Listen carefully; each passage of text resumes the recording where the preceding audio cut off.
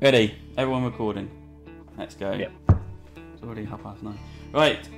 3, 2, 1. Welcome, dear listeners. This is episode 119 of the Devon Dice podcast, recorded on the 29th of February 2024.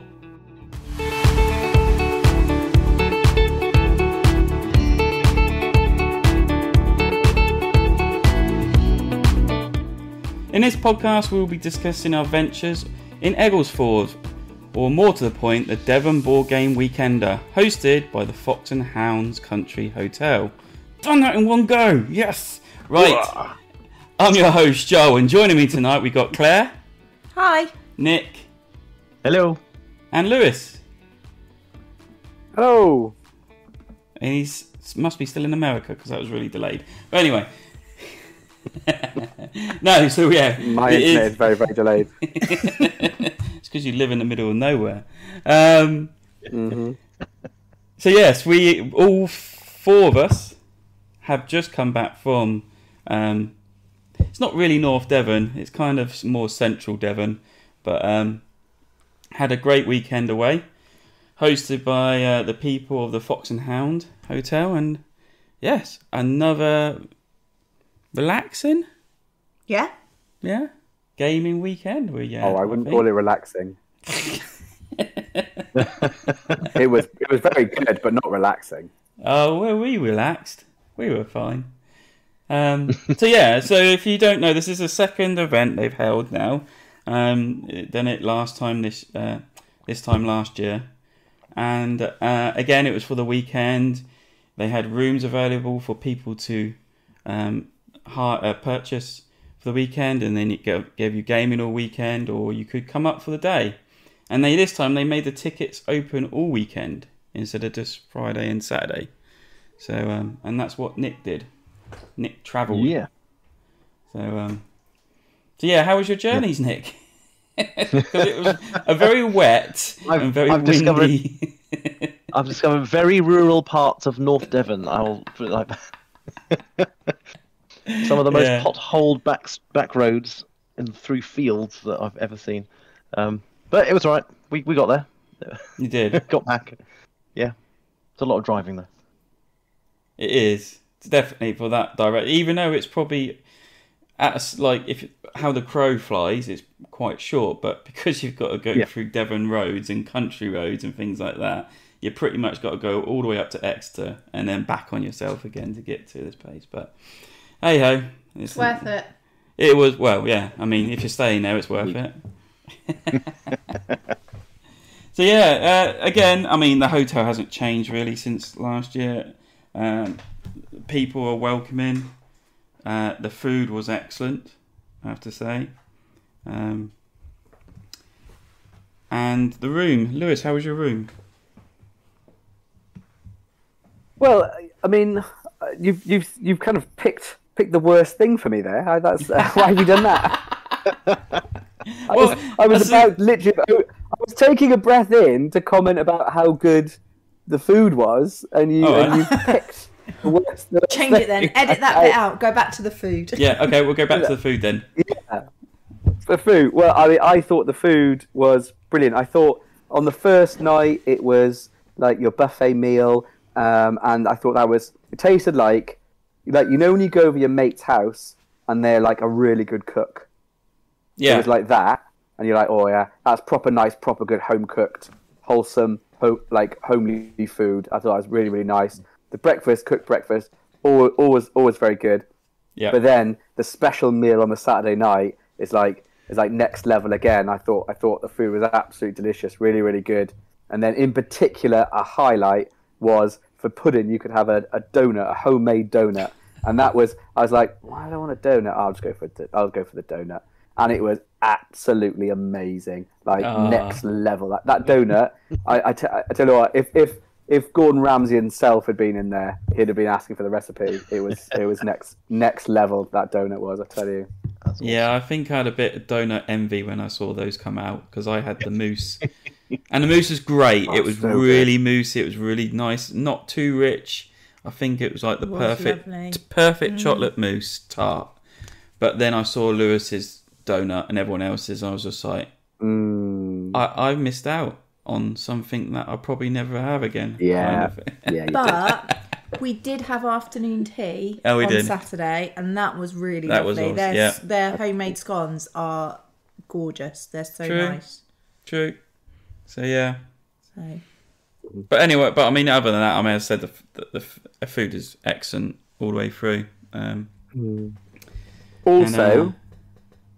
Also, I would say I'd say there's like an exceptional level of customer service there as well. Yes, like definitely. Matt and the team and Tom, like they bent over backwards to do anything they could to make your stay better and to make you happy. Like it's loads of little things. Like I went to the bar to order a glass of wine, and they sort of said, "Oh, I'm looking to, I don't know if they made it up or just to be nice." I said, "Oh, well, I'm looking to change our house wine, so I'll give you 2 glasses and just tell me which one's best." And they, for the 2 glasses at the price of 1. And what else happened? I think I asked for I went for a gin and tonic, and they were sort of working out the gin things. They're like, "Oh, I've given you a shot and a half," that sort of thing, and like that's all kind of added up. And one of the things I was going to add was this year was the first year that I have brought Reese, my son, who is 8, nearly 9. He's just turned 9 a couple of days ago, but he was 8 at the time, and he and it's the first time I brought him to any kind of big game event or anything like that. And I was a little bit, I don't know what it would be like for him, but I must say I think this event in particular, if you have children of that age, it is ideal. Like, it is really, really, really good, because the gaming room is not that big. The hotel in general is not that big, so it means that they don't get lost, and you don't have to worry about where they are. Also, our room was at the top of the stairs, and at the bottom of you come out of the room, go down the stairs, and then it's the gaming room, which isn't that big. So it's essentially the same as I just let him go up to bed, and then carried on for a couple of hours gaming downstairs. It was the same as me gaming in the lounge downstairs while he's in his bedroom upstairs. Perfectly safe, perfectly happy, had a great time. So that was nice as well. And also, all the staff were really, all the people there were obviously really good with him as well, and really friendly. But all the staff were really good. They were sort of, at one time they before that meal on the Saturday, they'd snuck him out a cheeky donut halfway through the afternoon. I was just going to say about free. that. Yeah. And everyone chatted to him, and were really nice to him and really welcoming. And I thought it created a really positive, really family friendly environment. I think if anybody's looking for an event that you think I don't know if my kids will enjoy it, or I don't know if people are a bit slow. Everybody who was there was very patient with Reese, although he was actually quite good. He beat me quite a few times. I was going to say, he held his own, didn't he, throughout most of the weekend? Yeah, so. He did, yeah. It was a lot better than I thought he was going to be. Too good. But in general, people were very, very patient, very kind with him. All the people who were attending and all the staff were really, really lovely with him. Like I say, sneaking him extra treats and drinks and donuts and all sorts of bits. He was made up with that donut, wasn't he? His face. He loved it. Yeah. He loved it. It was about as big as his face. Yeah. Going on to the next bit, the rooms. The rooms are decent. It's a boutique. Is it a boutique they call it? Boutique hotel. Boutique hotel. So the rooms are fashioned in a certain type of way. We had a different room to last year. We're kind of wanting to go back to the last room we had if we go next year or next time, because this room's bed was not that comfortable for Claire. I have not long had a hip operation though, so for other people it might be fine. Yeah, but it just wasn't for me. So but then it was actually ideal because we had a back entrance out of the room, so we could take Honey for a toilet if she needed to, and not have to traipse through the hotel out the front door. So it was handy like that. So, and it was a lovely room. It was. The bathroom had this really big, deep bath in it. The bathroom was about as big as our bedroom. Yeah. The bathroom was lovely. Massive. It was really luxurious. So on Saturday, I didn't sleep very well on Friday night because the bed was so uncomfortable for me. Until I added some extra layers on top of the mattress, and then I was okay. And so I did actually go back for some more sleep after breakfast because I couldn't concentrate on gaming. And then I was like, well, the bath is there. I feel like I need to go and use it because my bath is not like this at home. And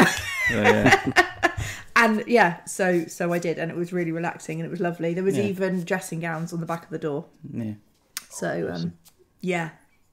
So for the price you pay, it was So yeah, we got a suite. A little bit of luxury. There is cheaper rooms that you can get on there, or you can go for the tree house. It is incredibly good value.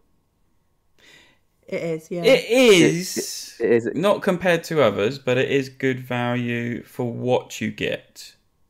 So you're getting that luxury. What, you got like a four-course meal, 2 breakfasts, another evening meal, and all your gaming attendance and your accommodation thing. But I mean, you're paying a little bit more high end. I think if you're getting a suite, you're paying a bit more high end, which we did. So, oh yeah. The room was the only thing that I had an issue with as well. I didn't know. I was in exactly the same room as last year, and I had no problem last year whatsoever. But this year, and it's not a complaint about anyone, but the walls between our room and the next room, which I think Joe and Claire was the room that you guys had last year, was, paper thin.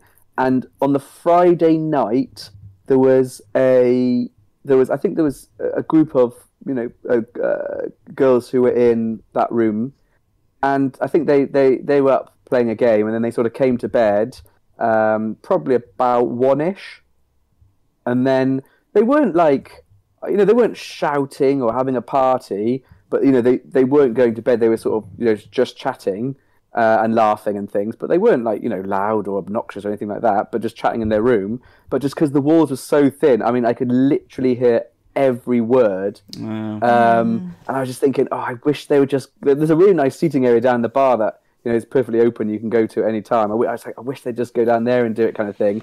But I don't think they had any idea, because then eventually I sort of left it for about 45 minutes, and eventually it was getting to nearly 2, and I don't know, maybe it was me being a bit grumpy. I sort of banged on the wall, but it was more just to say, I genuinely don't think that they would even, because they weren't shouting or anything like that. It was I just don't think they realised, and then they were very quiet, and there was no problems at all, so it was absolutely fine.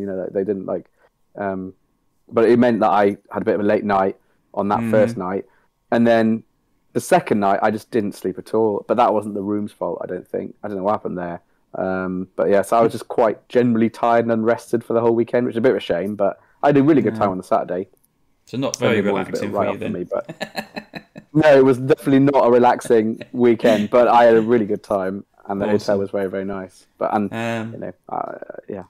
And then last I mentioned, Meeples Corner. Christoph was there with his shop. You could purchase games at any time, pretty much over the weekend, and he'd bring them along, which is what Lewis did. Try before you buy, like he says. And also there's a library. Not only Christoph brought his library of games, but I did. I bought a boot full of games that people could play at any point, and so did a few others did put their games out as well. So there was a nice selection of games. It was a huge selection. It was really good. So, it was a very comprehensive library, wasn't it? Well, yeah, it was a mixture of a lot of. I was one concern. It's like, I hope everything's gone back at some point. Yeah. And I did have to do a component check on a couple of my games when I got them back, because I knew things got taken out, and then I found them elsewhere, and I was like, oh, did I put that back in the box? I was like, I better check that all. But yeah, everything's all accounted for. So yeah, very great, and very thankful. People for are pretty good. They normally respect other people's games, don't they? Yeah. And yeah, it made it really. So yeah. So what did we play? So I think me and Claire, out of the 4 of us, were there first on the Friday. No events this time. No one crashing their car or things like that. No, thankfully. We got there in one piece. No. happened last year. We didn't crash our car. No, I we should didn't. say it was someone in front of us, Yeah. and then because it was down a lane, we couldn't go anywhere. We were stuck. So So we got there on pretty. What about 12? 1? about 1 o'clock. About 1 o'clock. And we just went and sat in the bar and had a coffee and waited, and then we unloaded, and it felt like I was unloading forever. But set up, put our new banner up, which looked awesome. So That looks so good. Well done, Sam. yeah. Really good. Which we forgot to take a picture of all of us stood in front of it. Yeah, we did. I did take a picture of it. Oh no! Yeah. What a bunch of idiots we are. Yeah, I know. Yeah, we were all too busy playing games. I did say to Nick yeah. at one point, no, when he was going home on Saturday, and I said, "You coming tomorrow?" And he's like, "Yeah." I said, "Good, we'll get a picture before you go." Yeah. And then forgot.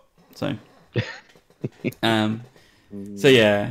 I started off with Claire, Disney Lorcana, the new trading card game. Oh yeah, how is that? Yeah, so we'll move along to the next game we played. I knew it.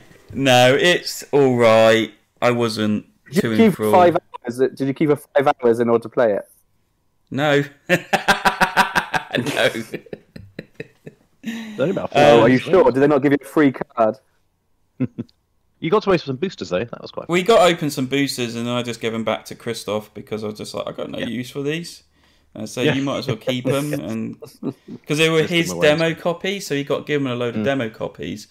So we opened that 2 sets up and opened up the booster pack that came with it, and it was like, well, it means nothing to me. I'm not really interested in the game. So, but what did you think of it, Claire? Wasn't really my kind of game. It took me a little while to understand what I was supposed to be doing, just because I haven't really played. Trading card games. Yeah, I like haven't that. played trading card games. So Yeah. I mean, admittedly, we didn't see our decks fully. We played about 30% of the cards, I think, out of the decks that were provided. And then I started looking through like the deck I had. I was like, okay, I can see how this works, but like it was over before it was pretty much got through the middle of the deck. So, but then I think What's the that's style how. of the game? What's it like? well, it's a bit of a combat card game, because you can attack each other's characters, to stop them questing. So there's 2. So the main way of winning is getting quest points or lore points, and if the first one to get to 20 lore points wins. And your characters are the ones that can go on questions. So when you put a character out, you've got to pay resources for it. But when you put a character out, they're kind of the ink is drying, so they can't do anything when they first go out. So the next turn they are ready, and you can either use them to attack other characters, and they got attack and a defense stat on them, or they've got this symbol for lore or Lorcana point or whatever, and usually they've got about 1. Some of them might have 2. Some might have 3 if they're really strong. But usually you go, right, there's no one to attack, so I'm just going to send all 3 of these on a quest. And you tap them, and they score that many points of how many Lorcana points they got on it. So at one point, I think I scored about 5 or 6 Lorcana points, because I was like, there's no point attacking Claire, because I can get all these points from my characters. So, she was a bit on the back foot by that time, and there was not much she could do to stop me winning the next turn by then, because like she could take a lot of my characters out, but then she's not earning any Lorcana points herself. She's kind of just playing defensive, where I'm just like, yeah, I'm going on a quest. Oh, look, 4 more points. So yeah, I wasn't enthralled with it. And won't be bothering. So Fair enough. At least you tried it. Yeah, it was lucky because when we were just setting up and learning it when Nick turned up, and Sam was with him, and Sam, not our Sam, Sam from Monday Night Crew, he'd said, "Oh yeah, I know how to play this. I'll teach you." So that was quite nice that someone was there to teach us quickly instead of reading the rules. Good. So yeah, so we done that, and then because I said Nick and Sam, and who was the other person? Chris as well. Chris. On that first Yeah, day. we broke out Wyrmspan. Wyrmspan. And so yes, it's our second play after we played a 2-player game. That was quite funny because we thought Wednesday night. Answer the question initially. Yeah. So Joel, just wait. First of all, answer the question. If you've already got Wingspan, would you ever buy Wyrmspan? That's the question that everyone wants to know immediately. No, I think they're different in a lot of ways, but there's actually it is so similar, really. Yeah, it's the same feel of engine build. So what's the differences? I'll go through that in a minute. I was about to say, it's like me and Claire played 2-player the Wednesday night before, and that was only because we thought Nigel and Karen were coming around that night. So I set it all up, and then we're like, "Oh, it's getting late. Where are they?" So then Claire looks back through the messages. "Oh, it's next week they're coming." I was like, "Great." Yeah. I was like, "So shall we play this then?" So we learnt it there, and we're like, "Okay, so that seems all right." So then we played it 5-player, and I'm explaining it. So a lot of the differences is instead of using those cubes you place on the board and they work their way down the habitats and you activate cards as it works its way down, you have coins, and you start with 6 coins at the beginning of each round, and you use these coins to take an action. So you pretty much every action takes a coin, and you've got 3 actions you can take. That's activating your cave or one of the caves. You've got 3 caves. Enticing a dragon to live in your caves that you've just activated, or going exploring, and you've got this little dude that will walk through the caves, and every time he gets to his symbol on like in between dragons or on a dragon, they usually gain stuff or do stuff. So that's the 3 things with it. So that's a difference in that way, as well as activating. You don't have your habitats there. You've got to dig your cave out to bring dragons in. And the other big thing is there's a Dragon Guild board.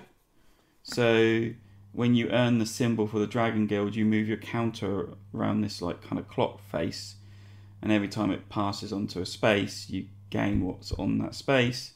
And then there's top and bottom brown spaces. When you reach that, you can put a cube into this section and can earn extra stuff, or you can earn end game points. I think that's probably the biggest bit. That's the biggest thing, yeah.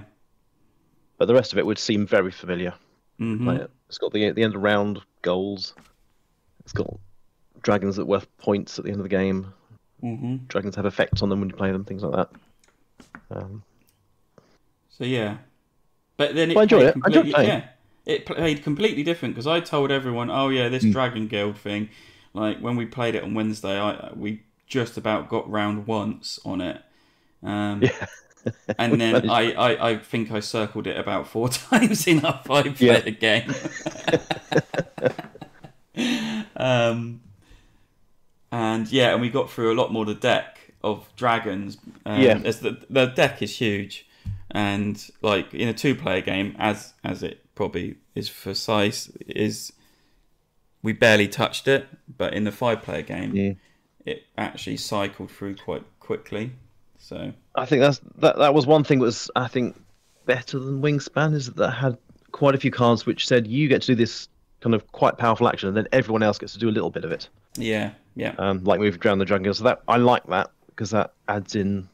There's something for everyone else to do on a number of turns then. But it also makes you go through the deck quickly. It gets you spinning around that track quickly. So the more players, then the more chance that happens. Didn't Wingspan have those cards with those powers? The Wingspan has once between turns actions with one of the expansions. The Wingspan has the passive ones. So if they had the pink ones where if a player does something, you gain something, doesn't it? Yeah, but it was once between turns only. Oh, was it only once? Yeah, whereas this, and then that was Yeah. the expansion as well. Did that? It wasn't the base game, I think. No, the No, base it's the base game. I've already got the base Base game as game. well. Okay. Whereas this said you get to move twice on the Dragon Guild, everyone else gets to move once or something like that, or you get to draw 3 cards, everyone else gets to draw 1. So yeah, there's more interactive in that sense. what do you nice. think of it, Claire? I really like Wyrmspan. I haven't played Wingspan, so I can't compare it at all. I've only played Wyrmspan, but I really enjoyed it. I played it on Sunday as well with Becky and Tambo from Whose Turn Is It Anyway? So they played as a 3-player. I preferred the 5-player to the 3-player. A bit like the 2-player. The 3-player, we didn't seem to go through cards quick enough, and so you sort of didn't have as much choice, and you didn't have as many like you were saying, Nick, where somebody has, oh, you get this, but other people also get get sort of similar but slightly less than what you got. So we didn't get as many of those, and I didn't manage to get anywhere near as many dragons out as I did as a 5-player. No. So yeah, we filled our boards 5-player, yeah. So I actually found it, which was quite satisfying. Yeah. I found it more enjoyable playing the 5-player. Not that the 3-player wasn't enjoyable, but just there was a bit more. Seemed like there was a bit more to do on the 5-player. I mean, even our 2-player game, we were. I think we were in the second round. It's like, how the hell do we get resources? Yeah, I really struggled with that. But I don't know if that was kind of the learning game, and it was like, and then the second was like, right. So excavating your caves pretty much gives you resources. So it basically involves you. So you got like a different set of cards which are square, and you as an action pay a coin, and then you can excavate the next section of a cavern along to the right. So you got your first column is always done for you, and then there's 3 more columns after that for each cavern, and so you just lay a card out of your hand.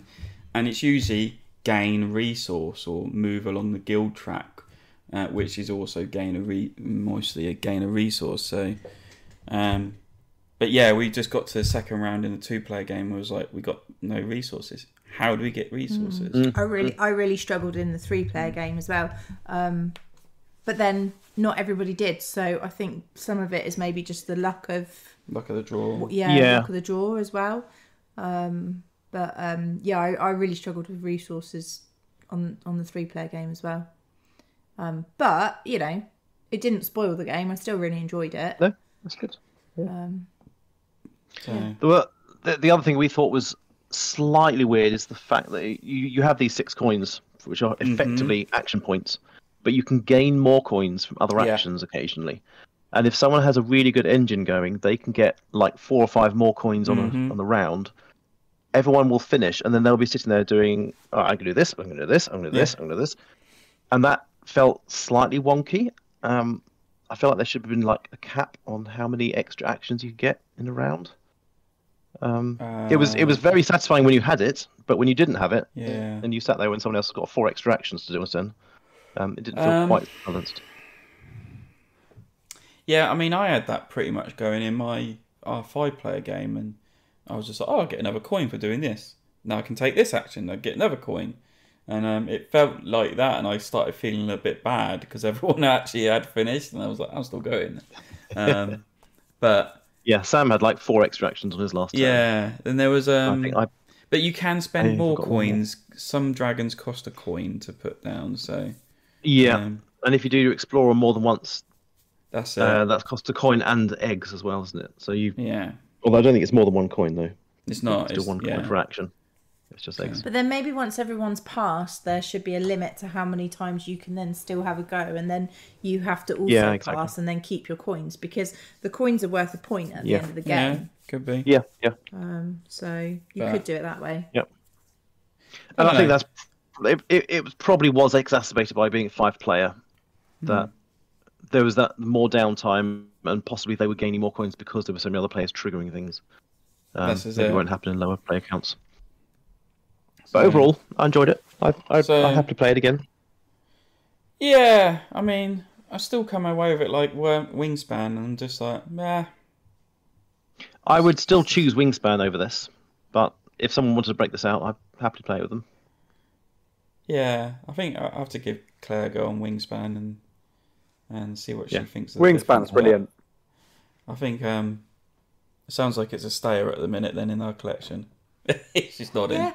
Nodding on radio. I'm quite happy for it to stay. Yeah. I'd like to try it as a 4-player and see if that's just the perfect number of people. Yeah. So hopefully we'll do that. Told us that yet. So yeah, Nick, you played a game while we were playing Disney Lorcana. We did. So we played a little game called Triqueta, which was a small box game we found on Christoph's pile of games, which is a fairly new release. This is a game from Stefan Dora and Deep Print Games, and it is basically Coloretto, but with little wooden-shaped pieces instead of cards. Yeah, I kept on hearing Sam say that throughout. Yeah, and I really like Coloretto. I really, really enjoy Coloretto. And this played out quite similarly. It's got a few little differences. It's a very fiddly setup because you have to pile all the stones in 4 piles of a certain number of things face down from a bag, and then each round you're then picking a tile up and deciding whether you can put it in a pile or not. The difference with Coloretto is there is no limit to how many of these tiles you can put in a row before you decide you have to take one, which that was an interesting change to that kind of that style of play. And you're trying to get sets of 3 of the same type of animal, and the animals score. If you get 1, it's 1 point, 2 is 2 points, and 3 is the face value of the animals, which are between 5 and 10. If you go over 3, then you just score negatives. You don't get the score at all. So that was an interesting push-pull. It was a beautiful production. It was really lovely tiles. They're little wooden pentagonal tiles. They've got some nice screen printing on them. They feel nice.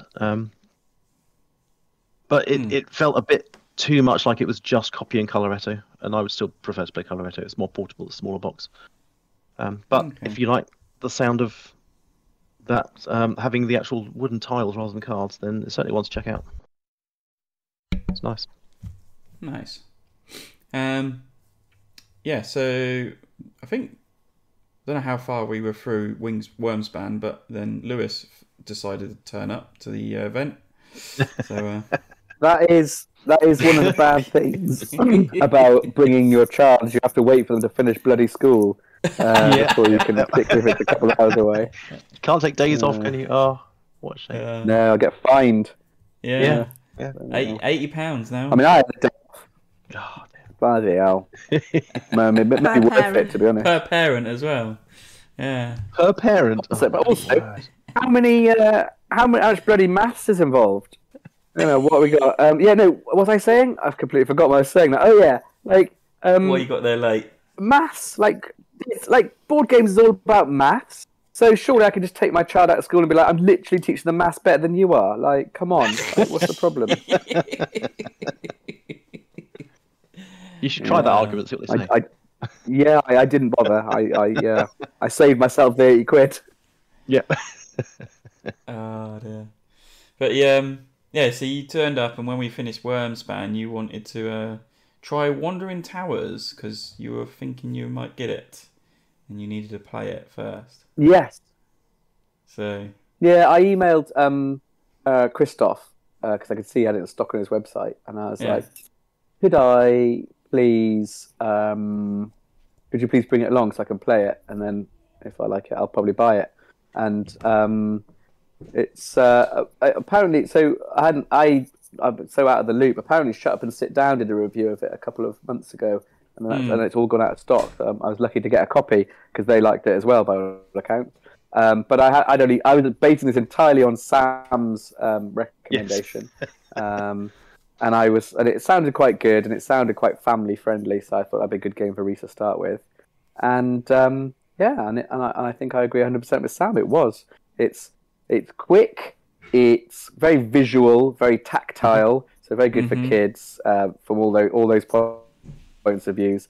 It's one of those games that I really like in that your move choice is very simple. You just pick 2 cards and pick one side. You've got a choice on each card of doing moving towers or moving a person. So your choices are very, very simple, but it can lead to ever increasing complexity. A bit like chess in that sense. It's nothing like chess, but like chess in that the moves are very simple, but it can lead to unlimited numbers of combinations and what goes on. Yep. And initially I thought it was a race, but it's not, because the sort of the tower moves around. So it's more about strategically trying to position your pieces than it is necessarily about chasing after this kind of tower, because you've got to get your people. They've got to basically go a full circle of the board, which is a circular board, and they've got to go all the way around. And then if they get there, the exact number, they can get into the dark tower. And if you get all 4 of your pieces into, it's the Raven Tower, it's not the dark tower. Raven Tower. Yeah. If you get all 4 of your wizards into the dark tower, then you win. Well, and you've got to get potions as well by covering up wizards and things. But and there's a bit of couple extra flaff to that. But the key component part is with kind of player card move rather than roll and move. It's player card and move. But you can either move the wizard, or you can move the little tower piece they're standing on. And the key part is towers can stack, so you can make little stacks of your wizards to move them around, and then they can move around faster, slower. You can move other people's wizards by moving towers and things like that, and upset their game. So it's quite fun. And then a whole element of the game I hadn't predicted until we started playing was once your wizard gets covered up, if you haven't 100% remembered exactly where in the stack of tower it is, or even where on the board it is, sometimes you're so focused on getting the first 2. I remember getting the first 2 in, turning around and going, well, I can't see any of the other 2. They're hidden somewhere, and I have no idea where they are. And there's a couple of times you're like, they're here. I'm like, I'm going to take this tower piece, and you lift the tower off halfway up, move it, and underneath is empty. You're like, okay, well, I literally have no idea where my pieces are, because I was 100% sure it was right there. Yeah. So, you do have fun from that point of view. And when you're playing with a son who's determined to make you lose, and all he does is cover up all your pieces, it gets even harder. I tell you that for free. He's quite happy to sacrifice himself to bring his dad down with him, I'll tell you that. He was just like, just every turn it's like, so how do I cover up Dad? And I was like, your dad's not even anywhere near winning. Claire's winning. You need to go after Claire. No, I want to get Dad. I need to cover up that piece. Yeah. He's got a wild wizard out there. He'd have his perfect card to get the wizard into the Raven Tower, but no, he's going to use the other side of the card just to cover up his dad. That's so good. Yeah. So So we actually played 2 games of that. That was quite good. We played that on Saturday morning as well. It was good. Enjoyed it. Yeah. And I actually taught it on Saturday evening. First teach. Haven't taught a game to other people that I don't know before. Well done. But it's one that I've played round of quite applause a lot. Sound effect. Yeah. Thank you. That's a good fine one. Take a bow. Yeah, there's a golf clap. That's not quite the same. There you go. Thank you.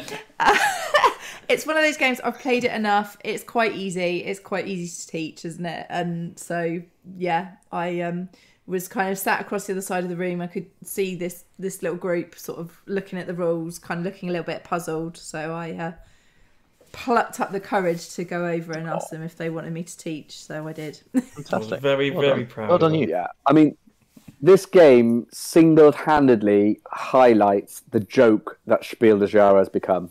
I mean, it defines the fact what a waste even nominated of space Spiel des Jahres is this year. I mean, it wasn't even nominated. I mean, it is the definition of the perfect family game in so many levels. Yeah.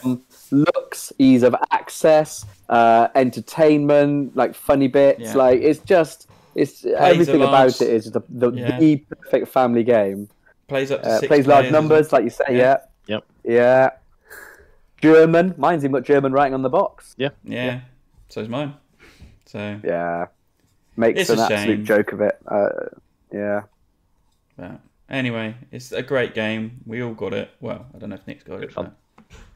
So We don't. We thought it would be a good one for the club. They would be able to go out and play it really easily. Easy one to teach. Nice. Well, a few people tried to then get it after I got my copy, and I hadn't realised, but it was actually the last copy that Christoph had. So he's having to order more from Germany. Okay. That's how popular it is. After that, Just to let people know, just a very quick aside, because it's very hard to get a copy. If you want a copy, the entire game is language independent. It is, yeah. And inside the German box, is a perfectly good English rule book as well as a German rule book. Yep. So if you buy the German version, the only difference you're going to have is the on the outside of the box, it says Die Wanderlim Tour or whatever it is instead of the Wandering Tower. Yeah. Other than that, it's an identical game, completely language independent. So if you really want to copy anybody, Christoph, I think, is getting some more in from Germany. I know it's hard to get hold of in English, but literally the German copy is exactly the same. Even the rule book, you don't even have to get an English translated rule book.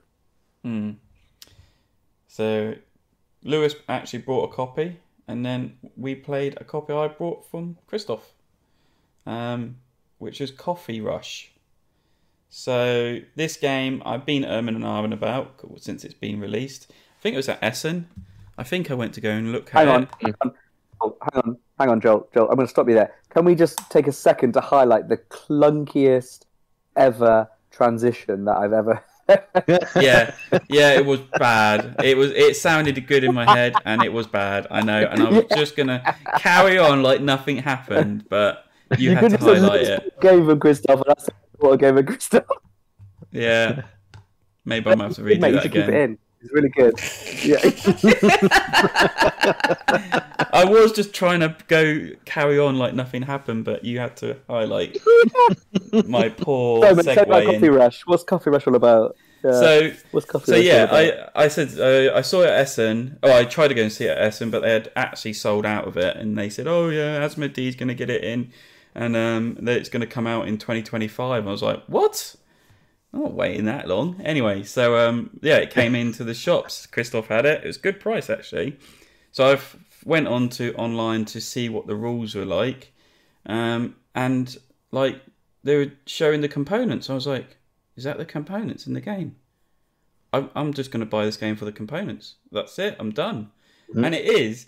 So Coffee Rush simulates like those app games where you're getting customers in, and you're trying to like make burgers or make coffee or things like that, and they got certain requirements, and you've got to put that order together as quickly as possible while trying to do other orders simultaneously and serve those customers, and they give you a few bucks and they go away, or if you take too long then they get angry and they walk off. And and it basically simulates that kind of thing. All four of you got your own barista bars, and you're trying to make these coffee orders. And the components are actual little plastic cups, clear cups, and the ingredients look like ingredients. Like they're a bit fiddly, a bit tiny, but there's little water drops, there's little leaves for tea, there's little caramel chunks, there's little chocolate chunks, and it's so beautiful production. Really it is. Beautiful production. I mean, that's one reason why I brought it, but actually, it's a pretty good little game. It's a really cute, fun game. Yeah.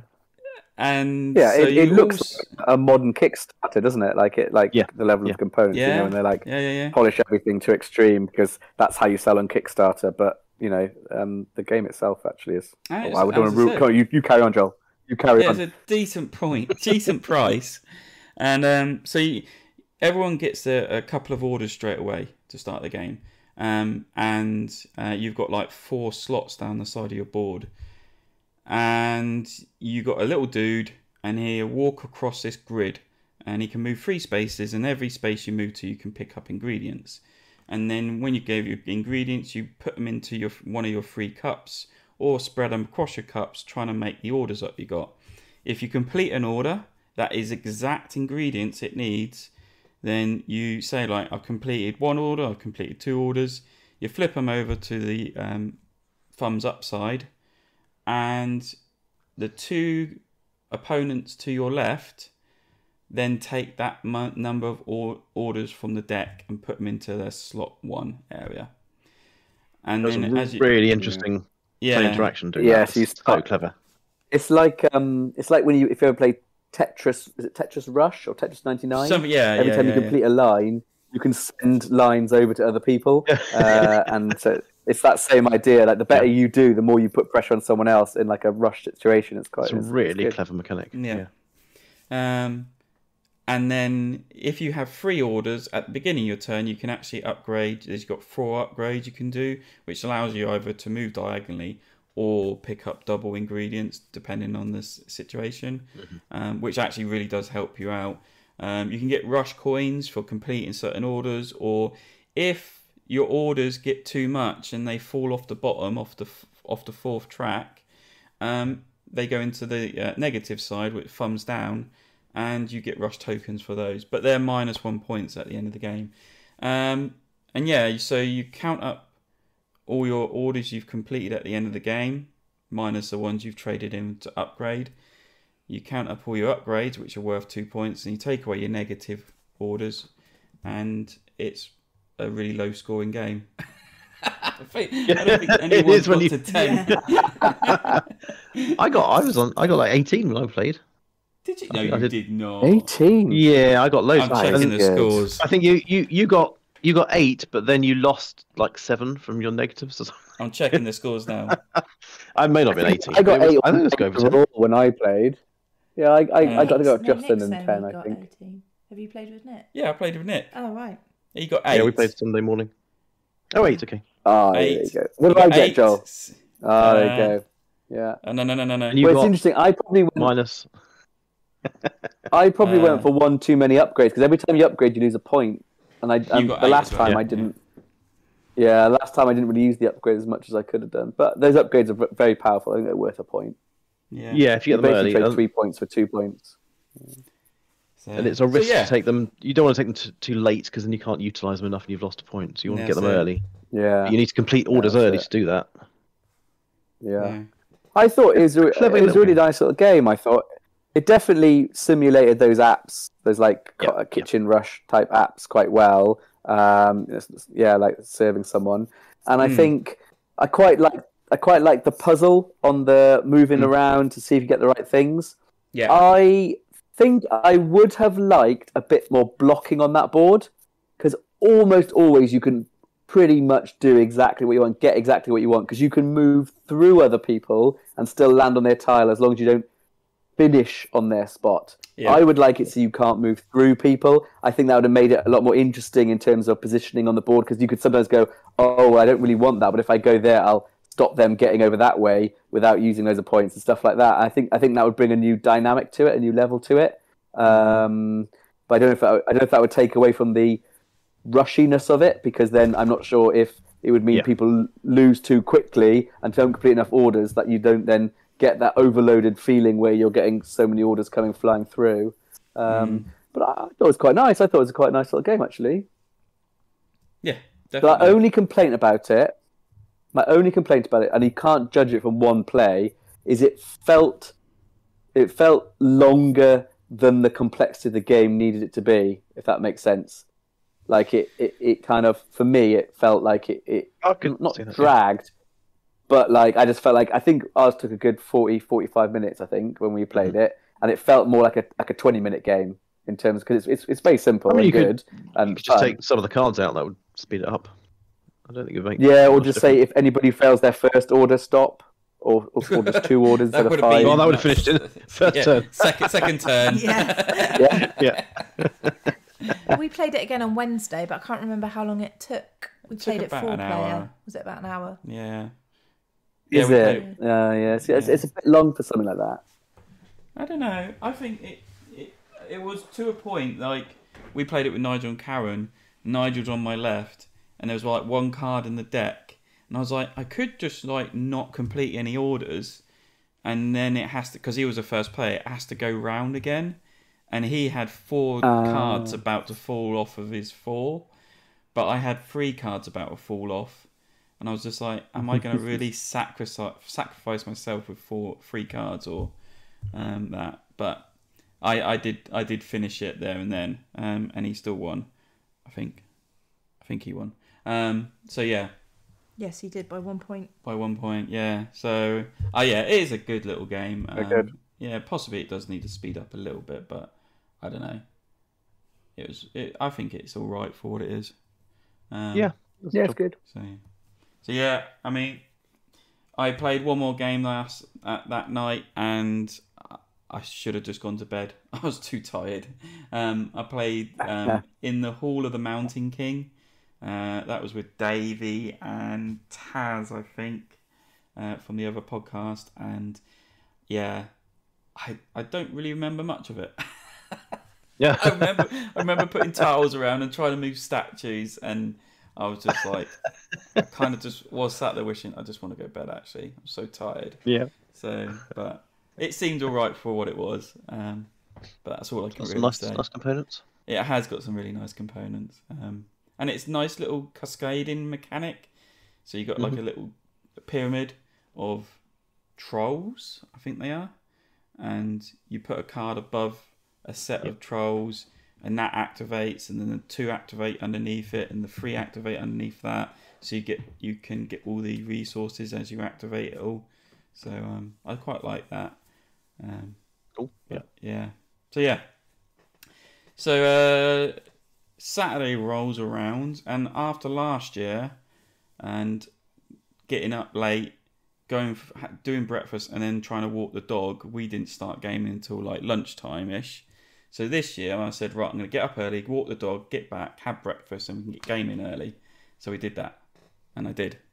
The plan worked. You did that. I did that. Claire didn't even know I'd gone for a walk. I was still asleep. I get back and she's like, where have you been? I said, to a walk. I've done the walk. I've got the walk out the way with. Yeah, it wasn't the most pleasant. It's all right, you didn't wake the dog up when you said that. It was a bit wet. It's just sodden everywhere. So, Did you not bring your wellies like Matt advised?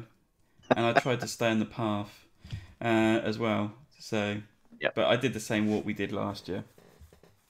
But I also brought off of Christoph the new expansion to Heat, Heavy Rain. So me, Lewis's boy, and 4 other people sat down to play. And I have to say, it was the most funniest game of Heat I've ever had. Mostly down to Lewis's kid.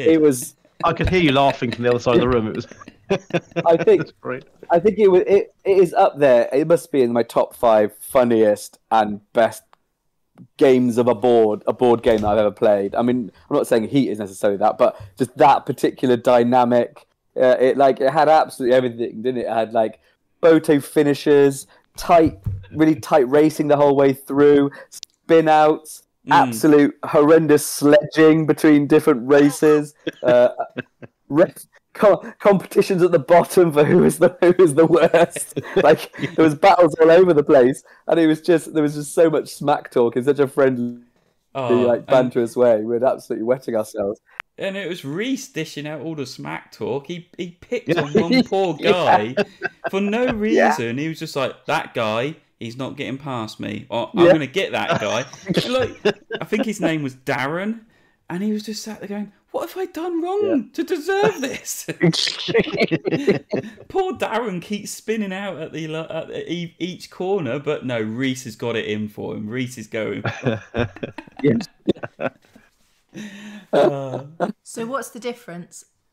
You can have more players, can't you? So yeah, it goes up to 7 players, extra. which helped out with that because as I said, it's just after breakfast and we're setting up to play it, and then this couple were walking around. I said, "You looking for a game? We're about to play Heat."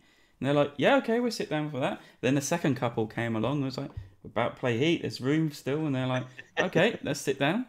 So I don't know if Darren regretted that moment of deciding to play and being picked on by a 9-year-old. But anyway, so we played the Japanese side and just the basic rules. And on the Japanese... There's 4 new maps, isn't there? There's 4 new maps in the expansion. Two. I thought it was 2 double-sided boards. Yeah, no, it's just 1-sided board and 2 maps. 1 double-sided board. Yeah. Okay, fine. All right. So there's the Japanese and there's the Mexican. The Japanese one has water around some of the corners, and in this, to even change down 1 gear, if you're in if you start in the water area, you have to put a heat in. So if you want to change down 2 gears, that was so annoying. Yeah, you have to put 2 heat in. So there's a little bit more heat management to it. It was annoying. I don't know what the Mexican. I think it did really well though. I think that added a lot. It. Yeah. The extra Did heat. add a little bit of extra complexity to it, but nothing too strenuous. I did read the rules. I think it's added a bit more fun in Jeopardy. Yeah. I did read the rules for the new upgrade cards that have been put in it. Basically, it adds this new icon. If you played a card, you can actually take heat out your discard pile back into your engine, which is a nice little extra. So, but haven't played any of that yet.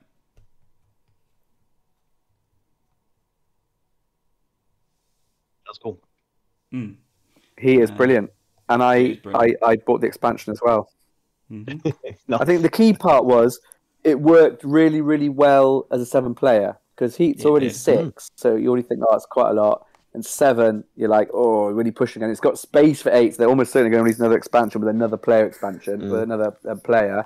But actually, with that number of people, it actually worked really well, and because it's actually all quite quick, isn't it? You know, essentially you're playing cards with numbers on and moving the number of spaces, so things turn quick. There's not a lot of downtime.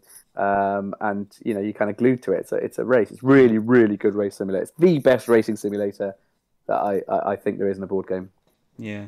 There is a bit in the rules for the new one that it wants you to draw on your old map for the British Grand Prix one. So I think Whoa. Yeah, I knew you were going to love that, Lewis. Whoa. WTF. So yeah. Draw? Yes. So the Mexican track has like chicanes. Not chicanes. What's the bits along the edges of the corners? Oh, I know what they are called. Rumble strips? Yeah, those rumble strips, but they're not that. And basically you've got to add those edges on the corners, on a couple of the corners of the British Grand Prix map with a nice felt tip pen. What? Why couldn't they just give you a couple of bits of cardboard that you slot on top? Well, why couldn't they give us a sticker? They should have just given us stickers. No stickers either. No, that's far too permanent. No. What are you doing? Just a little cardboard or little slip. I can just slip on there if I want to play it with those rules. I'm good. I'll just get the pen out, Lewis. I'm not bothered. You're going to deface your ball game. That's what the rules told me to do. You disgust me. It's like a legacy game. Legacy way. It's a legacy game already. Don't bring them back. No, we're past legacy games now. No more of them. I don't want any more of them. They are bad enough as it is. Oh dear. No more. So yeah. No more. Legacy boom. The bubbles pop. No, I'm happy about it. Not a fan of a legacy game then, Lewis. I don't actually mind the legacy game. I hate the destroying of things. So drawing on things. Yeah. Yep. So actually, partway through our heat game, Claire whispered something in my ear that made me instantly go back to the bed. Well, hang on. You sure you want to? Yeah. I was going to say, you still want to share that? Yeah. She basically said, "You need a shower." I was like, "Yeah." Yeah, I'm going to go for a shower. I was going to say, I don't think I joined. Is that when you disappeared? Yeah. Is that why you disappeared? Yeah, I told you. I said, I actually did say, my wife's told me I need to have a shower, so I think I better go and wash. So I did. I assumed it was part of the banter at the table. There was so much banter around that board. No. So I'm sure you didn't smell that bad, Joel. It's like one of those things. As soon as he said that to me, I was like, okay, maybe I won't lift my arms up too high. It might be that bad. So there's a bit of board game fun. Well, that's very considerate of you. Very considerate of you. So while I was off dousing myself in water, you were... We played Planet Unknown. Didn't we, Lewis? We did. We did. About that and one. It was nice to play... No, I hadn't. No, it's nice because I played it at the UK Games Expo with Joel, but it was more like a demo and we didn't quite play it right. So it was nice to play a proper full game. And I do still really like that game. Actually, I liked it when we first played it. I liked it again. It's interesting because Reese wasn't overly keen on it. I mean, he loved every game that he played and he had a great time, but he doesn't rate it. But he didn't. I thought he would really like it. I thought it'd be right up his street. And I was thinking of sort of, I thought he'd be begging me to get that one, but that's not the one that he's been begging me to get. So, What was his I favourite think game out of interest? What's so the disc- he very much liked Clank Catacombs, Okay, yep. but he's not actually played any of the Clanks, so we'll let him off.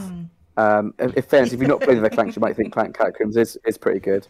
But yeah, his favourite game was Space Base that we played. You played that?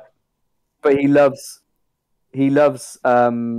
Machikoro, and I got him Space Base at the UK Games Expo in order to evolve that engine kind of dice rolling. You didn't play it there, Nick? Thing. I didn't play that. No. I thought he had. No, that's me guessing. No. What's that? You didn't. I didn't play it there. Oh, you did. Space Base, yeah, they played it on Saturday. Oh, Yeah. did they? Yeah. Oh, Played on sorry. Saturday. Yeah. There you go. He was right. Yeah. Right, I didn't. But yeah, I really liked it. I think it's those tracks, isn't it? Those tracks are really interesting. I did very, very well and won quite convincingly. But again, my feeling and my assessment of it is because the two missions that I had, you have these kind of extra goals that you have to kind of compete against the person on your left and your right to get. Yeah. Both of those synergized really well, so I didn't need to think twice really, because they kind of helped each other out. And the other thing was that they both were going towards the technology track, I think it is, and the technology track instantly boosts everything else up. So, but just by prioritizing what I needed to do to get points anyway, I instantly, inadvertently, boosted myself up on all the other tracks, and then flew up them much more easily and much easier as well. So I kind of just sort of accidentally felt like I won that rather than I feel like I really earned it. But I do quite like it. I quite like the kind of puzzle of it and slotting bits together and choosing what you're going to get. I also I like the idea that there's no downtime and everybody gets to go at the same time. Mm-hmm. I'm sure there is more tactics to where you position that thing other than just what I need right now. But I don't know how to do it from that point of view where I was playing. I need that one. I don't care what anyone else has, but that's fine. But yeah, I'm sure there's more levels to it that I haven't explored yet. But yeah, I like it. I like Planet Unknown. Yeah, it's a good game. Yeah. Nick, you played two other games that weren't with us. So do you want to go through those? Imperial Miners and Anarchy? Yeah. Yes, Imperial Miners. Did you not play with that with us? No, I didn't. No. It's probably my copy, but you. Yeah, it was your copy, I think. Yeah, Imperial Miners. We played. This was after Wandering Towers in the morning on Saturday, which is is kind of a spiritual successor to Imperial Settlers from Portal Games, and this is almost purely a card tableau building game where you're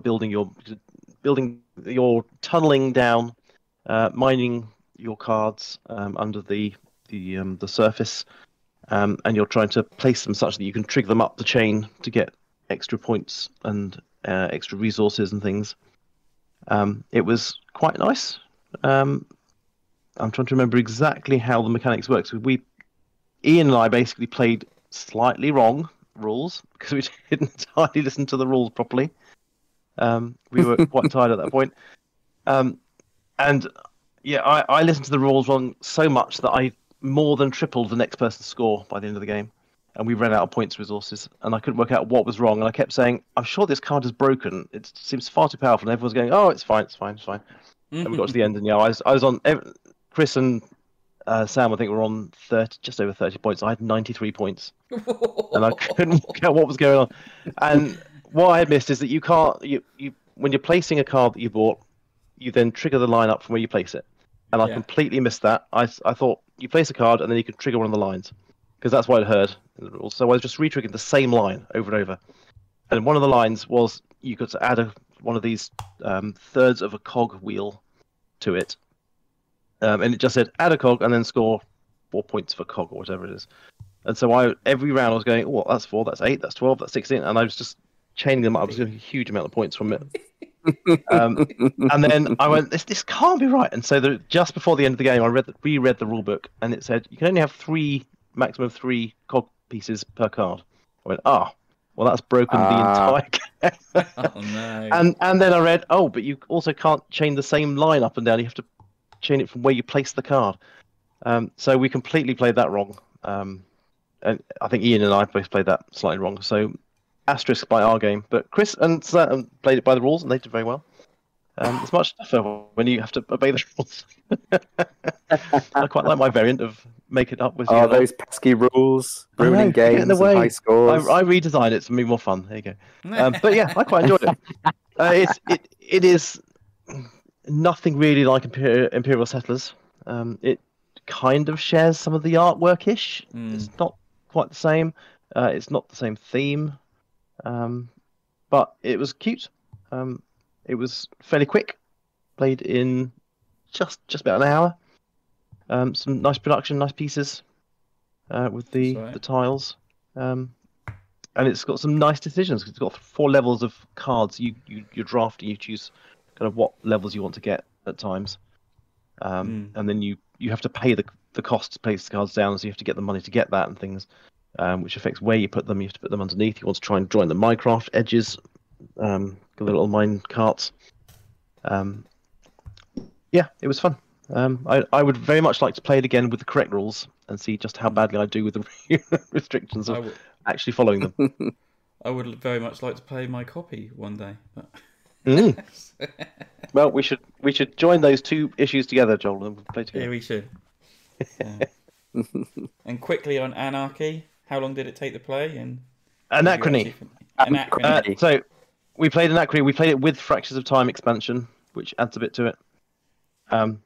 It was about 2.5 hours, I think. Okay. 2.5 hours with a teach, because Mark. Too bad. 2 Marks played with us, but one of the Marks had played before. The other Mark hadn't played it before. But he's very used to heavy games, so that was fine. So yeah, it was about half hour teach, and we rocketed through it quite well. The Fractures of Time, you have less rounds, but you do more in each round. Therefore, it's about the same length of time as a normal game. So it was a 3-player game. That was very enjoyable. Always nice to get an out of the massive big box, infinity box with all the pieces and all the minis and things. Yeah, it was really nice. It was really nice to play. It's the first time I've played the Fractures of Time expansion since I playtested the expansion way back in 2020 or so.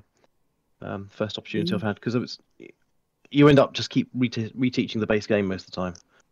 That's just all the problem with most expansions. Because this one you can't just throw it in because it's quite a hefty expansion. So yes, my first opportunity to play it properly, the published version. It was really good. Very, very much enjoyed it. So if people don't know the game, go and check it out. It's very hard to explain. And it's time travel. It's basically it's time travel and worker placement. Yeah, it's quite clever. I played a couple of games before we sat down for the evening meal. Fitted in a couple more. One was Age of Wonders Planetfall, which is Sam has mentioned before. Nick played with us on that. Yeah. That was actually quite good. Yeah, it was actually quite a nice little drafting game. I quite enjoyed it. Yeah. I'd play it again, definitely, just to... Now I know it. And how it works out, so... it wasn't that complicated a game, actually. It was... No. All the cards are fairly logical how they work, and it's almost like drafting. You're kind of reserving a certain card in this tableau, the central tableau, and then the row that you put it on affects the price that you have to pay, and also that affects the turn order for the next round, depending on how far up and how far to the right you are. So yeah, some clever mix of mechanics in an actual quite simple to teach game once you know it. Definitely. And I played Cosmoctopus, yes. Oh, that looked interesting. It was all right. It's one of those. This was the lady from Lucky Duck was teaching them. She does, yeah. So you're basically trying to get tentacles, like 8 tentacles, and we actually did the fast game where you start with 3 tentacles already, and you got to get the other 5. And you got the game, a bit like Coffee Rush. You move around a grid, and pick up resources. And if you've got enough resources, you can play cards from your hand, which might give you extra abilities or powers, or actually gain a tentacle. That's mainly how you get them, is playing these cards down. It was all right. It actually went on a bit longer than it should have done. It was a bit... I actually got a little bit fed up of it and bored towards the end. And I think that's a problem with a few of their games, is just... Yeah, BGG says it's best with 2 players. Yeah. Sounds like that And could be the truth. Is it cooperative? No. First Alright. one to 8 tentacles wins, Okay. basically. And yeah, so I played it. That's fine. I've done that now, basically. So. Yeah. I didn't play it, but when I looked at it a couple of times, you played it, and also some of Whose Turn Is It Anyway were playing it, and I went over to see what they were doing. My main disappointment was that the octopus tentacles Weren't are all squidgy. 3D, and they needed to be more squidgy and rubbery. They weren't sensory enough, in my opinion. Yeah. They were too hard and plasticky, and it wasn't what I'd been expecting when I looked at them. Disgusting. I, for one, am appalled. I was laughing because at one point I think Claire had actually come down after her bath, and it was like we were in the middle of a game, and she was chatting to the lady on Lucky Duck, and the lady was talking to her about Kingdom Rush, and I was like, Lewis, please tell Claire about your Kingdom Rush experiences, just so she's not sold on it. Terrible. Yeah. Well, do you think that was good, John? When you left, shortly after, Reese went over and went, "My daddy thinks Kingdom Rush is shit." I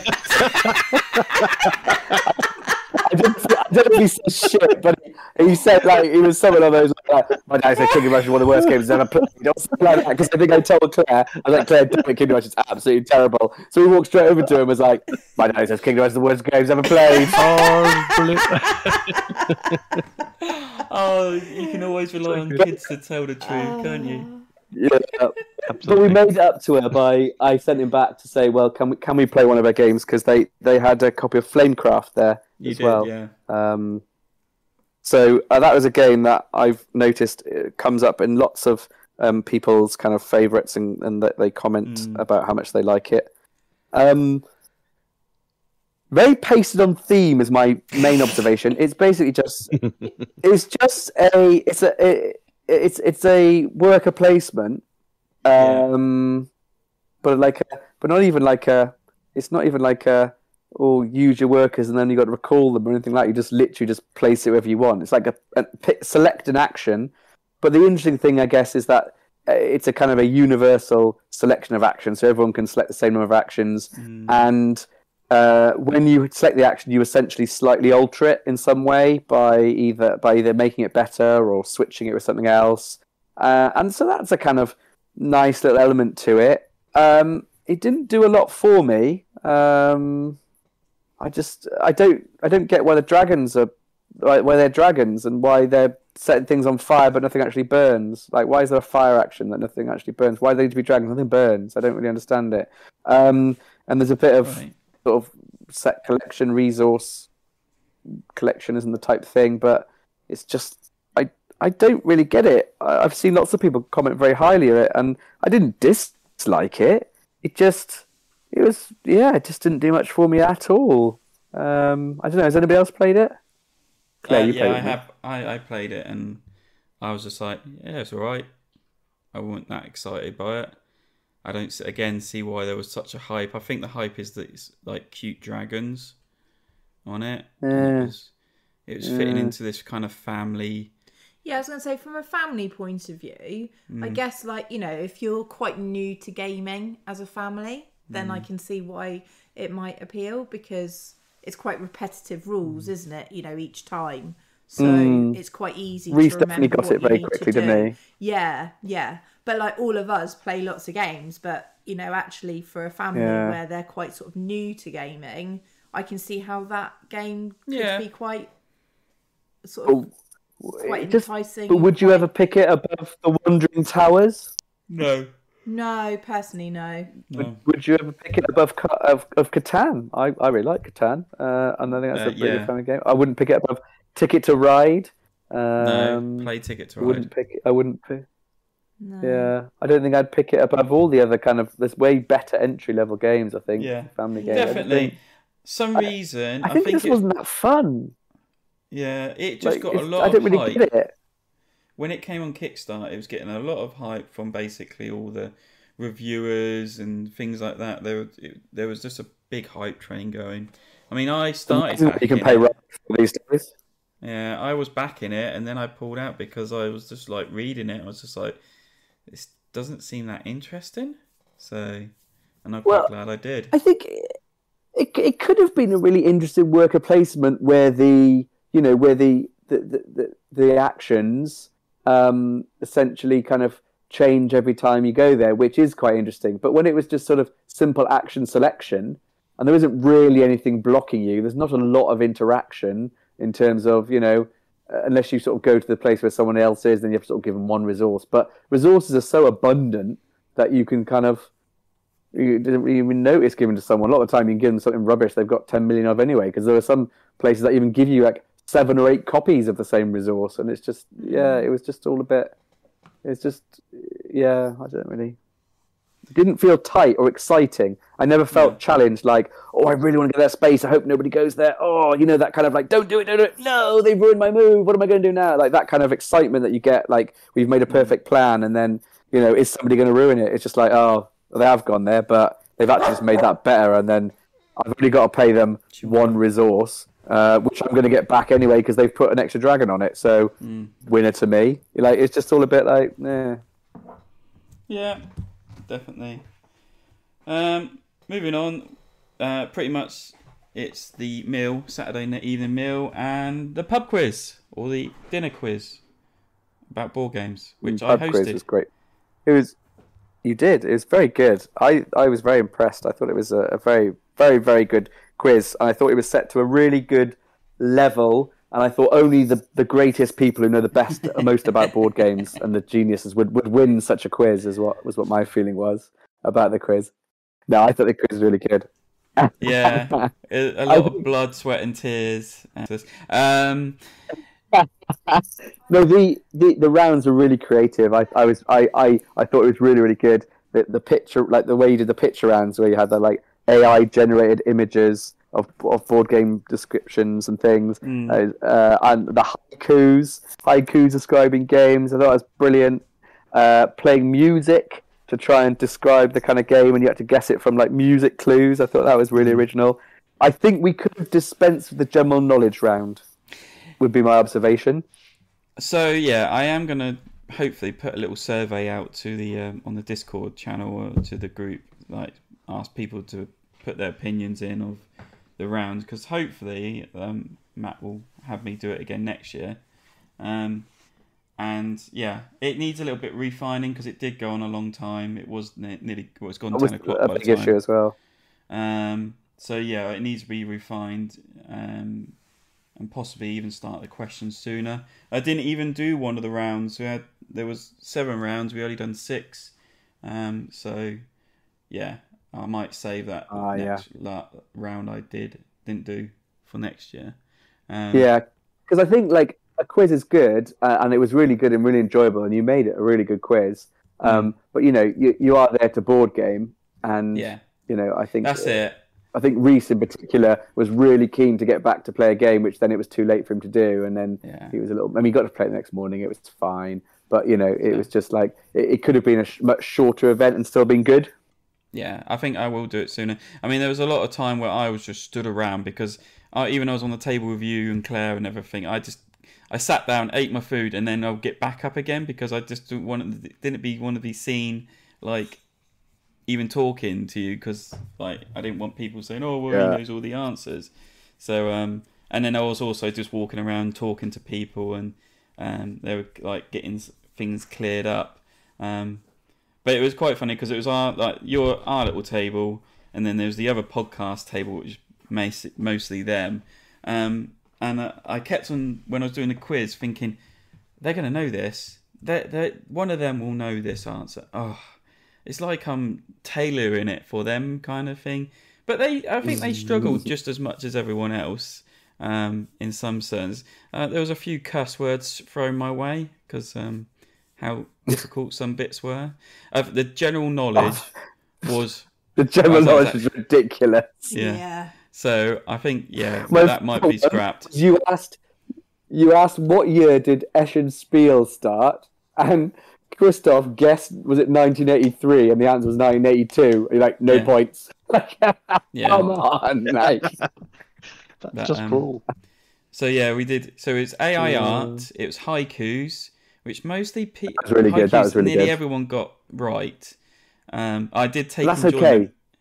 Because the other podcast table, which I loved their name, it was whose quiz is this anyway? So they just played on words. And then they one of the haikus was meant to be King of Tokyo, but they put King of New York. So I crossed that out. I was like, that's wrong. And they were like, oh, come on, it's right. It's still the same game. I said, no, my answer says King of Tokyo. So I'm going with my answer. And then, so there's that, haikus. We did a cryptic name, and there was also the added bit of putting the right icon to the cryptid name. So you had to guess what the cryptid name was, and the icon to go with it, which everyone did all right with it. It wasn't that bad. General knowledge. First player rules, which was good and fun. That was good. I enjoyed that. And mostly because... Although there was controversy about that, wasn't there? Oh, yeah. Because lots of people Googled it. Because everyone thought you had one about it's like who was last ill, and the answer was pandemic. But loads of people guessed that and Googled it to check, and the latest rules don't have it. So they all thought it was wrong and put something else. Yeah. That'll teach those Googlers. I think that's good Google punishment, that is. So in fact, wait there. I need to go and get my copy of Pandemic to check if it's right, if it's still in there. Yeah. I've been to check. So I believe it's first edition does it, where it's whoever was last ill goes first. New edition goes on who's got the biggest population card. So I was like, well, my answer's pandemic, so you're all wrong. And then the other section was Who Am I board game. So we did 6 rounds, and it would alternate. I would describe it, so I'd give 4 clues, and if someone thought they knew the answer after each clue, they could have a guess, and they would score more points if they got it right. And it was actually some people got it straight away. I couldn't believe it. And like the other part of it was, instead of describing it, I would play a segment of music to kind of describe the game or like be part of the game, which was fun, trying to select music for it. And a lot of people got that straight away in some cases. And mainly because I did that is because, again, last year when I was playing with the other podcast, we played The Hunger, and we just started singing A Kiss from the Rose because there's a rose in it. So it's just like, I want to put that song in somewhere. How do I get that song in? Oh yeah, right, we'll do it like this then. So, and they're all loving it. I left it on playing because I had about like a minute and a half of the track. So they were just singing along while I was doing the rest of the quiz. So, but yeah. And fortunately, our table won. It's an inside job. Which did help my joke that I had pre-planned. And I said, and I went through all the scores, like bottom to top. And I said, look, people might accuse me of it being fixed or things like that. And I do a podcast with 2 of them. And I do sleep with one of them sometimes. But they had nothing to do with the quiz. They knew nothing what was going on, kind of thing. And as I pointed out, sometimes he does sleep with Claire too. But so yeah, it's really nice watching you lot beavering away at the paper quizzes and trying to figure it out, and I could hear things going on and that in the background. It was quite nice. Yeah, it needs some fine tuning, and it would hopefully improve it, and we can get back to gaming quicker next time. Yeah. So yeah, and then after the quiz, Nick had gone, was just leaving. Yep. And we decided to try and have a big game of Among Cultists. I was trying to organise it with the other podcast, and it takes up to 8 people, and we got 8 people around the table, and it was a bit of a mess, mainly because it's the old Saturday night curse.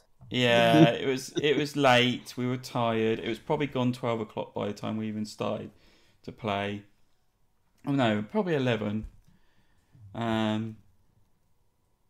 I had watched several videos of how to play, but trying to teach a hidden role game, and you've got that point where you've got to close your eyes, and like the cultists have to put their thumbs out and things like that and acknowledge you. So it's a bit difficult when you're trying to remember all that and teach and things like that. So mainly we were playing through it and just learning as we played, and I think at the end of it, now I know how to play it, I could definitely teach it a lot better and get it set up properly, because there's a few things that were a bit squiffy with the setup, because the rulebook is terrible.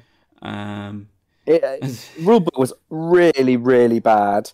The rules video we watched by that woman was equally terrible. It was like she was just reading out the rulebook. Like, it was like she hasn't explained anything. She was, what was her name? People seem to know who she was. I've never heard of her. But Becky Scott.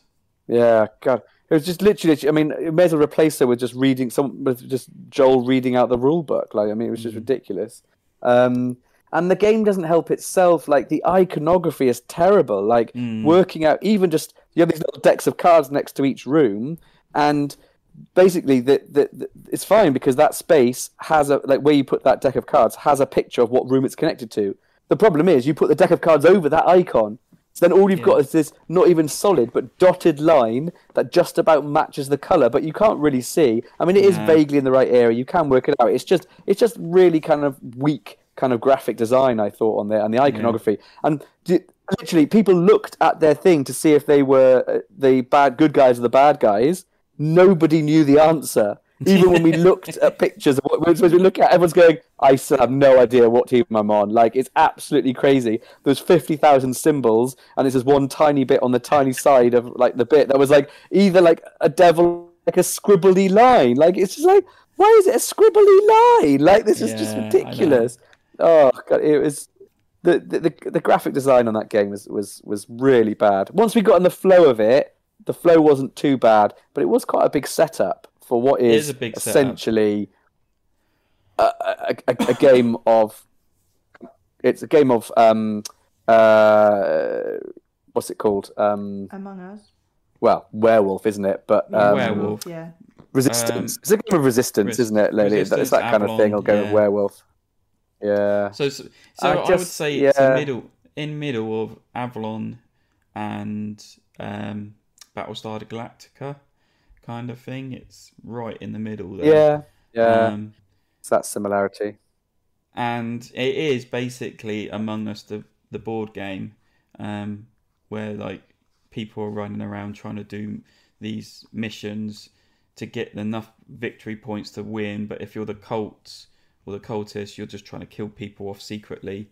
And it's whoever gets to their objective quickly. I think now we know the rules. I can say to people, right, this is what you got to aim to do. But if you are a investigator, you need to be in either a room on your own or a room with more people in it. Just don't be in a room with like just the two of you, because that's when you exchange cards and people could aim to kill you. And you got to be, if you know, you got to keep track of who you've exchanged with and who's been to that room and things like that, because the mission's confirmed. So there's a lot going on.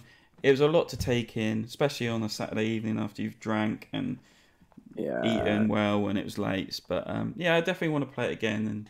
And What I love what I love about these social deduction games is how important a meta is within a group. Yeah. Because in our at the start, one of the person who was the cultist immediately did something that in my group, when you play, would instantly, like, that's it. You would just instantly get voted off, and like that, like whether it was an accident or not, or even believed it was real or not. In the group that I play in, there wasn't even a question, and I was like, oh well, that's one easily down then. But that's not what happened. Everyone voted for me, and not just that.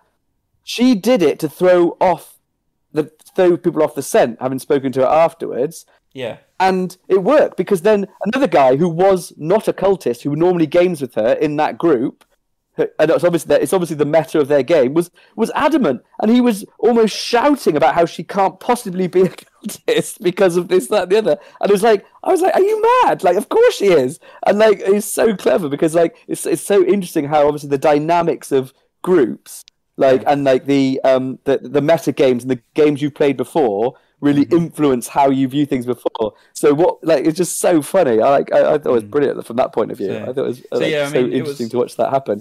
I'm sitting there going, how has this happened? I don't even understand. Like, from my point of view, that the game's over and ruined now. Like, it's so obvious that she's going to get voted off, and then like, what's going to happen next? And we're just going to look for the person who sticks up for her, and that's going to be the person who's going to vote off after that. But it wasn't. It was the complete opposite. It was really good. Yeah. So Becky and her husband Curly were playing with us, and Rob, and from the other podcasts and a couple of others that we kind of met for the weekend.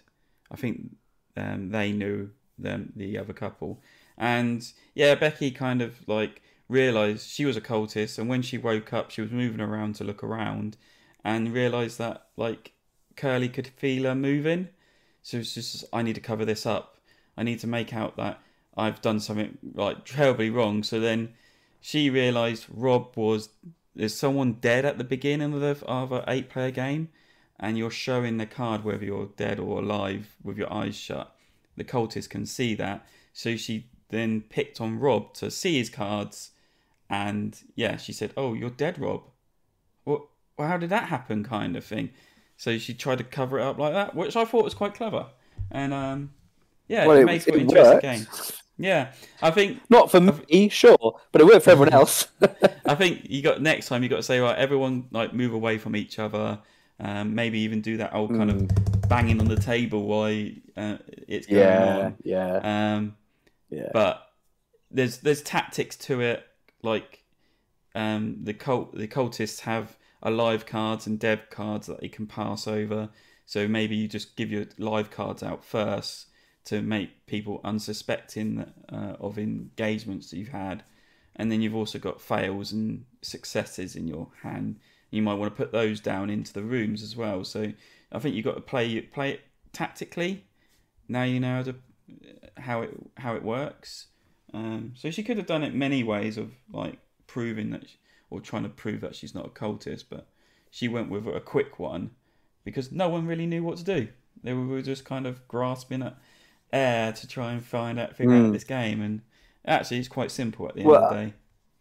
Yeah. But again, it was how was it Rob? Was it Rob? Yeah. It was how strongly Rob was like defending her, even though he wasn't a cultist, and he was convinced that she wasn't, because he was convinced based on other games that they played that she'd never have done that if she was a cultist. So obviously what she did played perfectly into the meta of their games. So it was like it was actually a really good move. It just, you don't realise when you play with a different group that people do things differently. It's like, I couldn't believe that everybody wasn't just instantly voting for her. It's like, well, obviously you just do that now. That's like, even if she's not, statistically, it's most likely to be her, so you'll just do it anyway. So it's like, it's really funny. Like, it's interesting, because I couldn't fathom why everybody wouldn't immediately do it. Like, it's not even a question, because in my group, that's just what happens when we play social deduction games. Really, it's really interesting. I love the meta that comes from a social deduction game when you play it multiple times with the same people. So yeah, so I'll play it again. I don't know about Claire. Maybe. Maybe. Depends. I preferred Werewolf, to be honest, when we played Werewolf. Yeah. It's clunky. You get the same benefit from Werewolf and the same benefit from Secret Hitler in terms of that excitement, hidden roles, things like that, without all the clunkiness. It's the same reason I don't play Battlestar Galactica anymore. It's just so long and clunky for what the essence of the game you can get from a lot simpler, quicker games. And play more games of them quickly in one evening and have a good meta. Yeah. So yeah, and Sunday morning, and so I played Coffee Rush. I taught Nick, Ian, and someone else how to play Coffee Rush.